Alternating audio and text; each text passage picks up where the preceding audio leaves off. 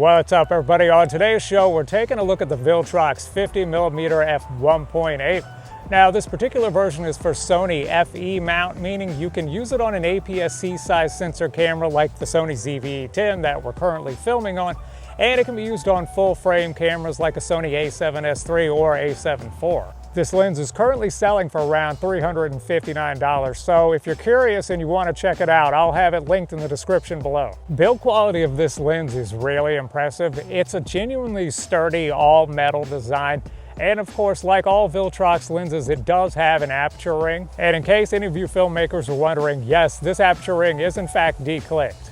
You know, in terms of autofocus, the Viltrox 50mm f1.8 is really quick and responsive.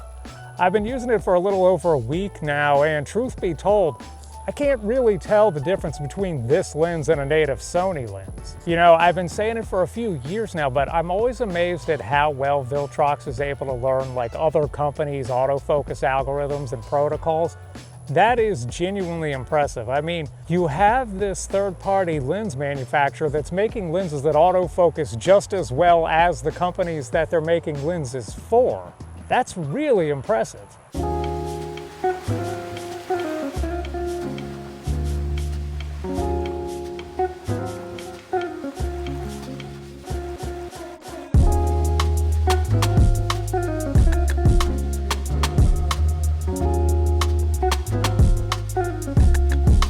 Now, in terms of image quality, there's good sharpness and contrast. There's a little bit of chromatic aberration at f1.8, but it's not that bad.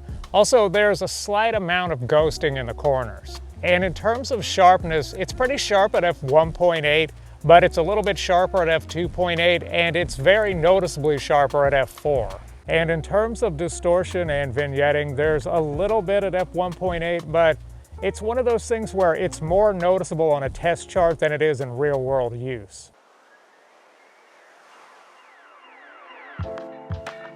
It's all over the way.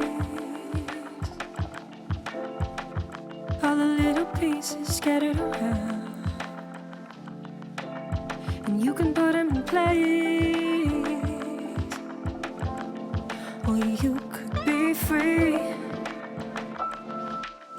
Can't I just die here on the beach with my fingers in the sand and the water at my feet? Can I just get some release here? Everybody falls off the tippy of they tall talk, don't come and talk to me.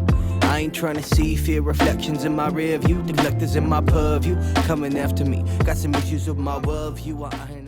The closest focusing distance on this lens is 55 centimeters or 21.65 inches, which is kind of an odd number. That's nearly 2 feet away.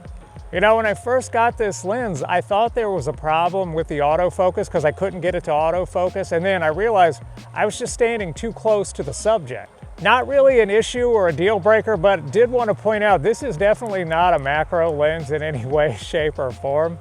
Having said that, it's perfectly fine in real-world use. In terms of lens flare, this lens actually handles it pretty well. I was really pleasantly surprised, especially for someone like me who shoots a lot of backlit subjects. Also, bokeh on this lens is really nice. It's smooth and clean and not distracting. I've noticed in the week or so that I've been using this lens that I really like the way it renders the background elements. Also, there is a little bit of longitudinal chromatic aberration on this lens at f1.8, which is fine for me because I don't really take pictures of books. You know, that's one of those things where I'm not personally concerned with longitudinal chromatic aberration, but every single lens review mentions it, so apparently there's an audience who is concerned with longitudinal chromatic aberration. Yeah, for those of you that are taking pictures of books or chain link fences on really bright sunny days, there is a bit of longitudinal chromatic aberration at f1.8, so you'll have to look out for that.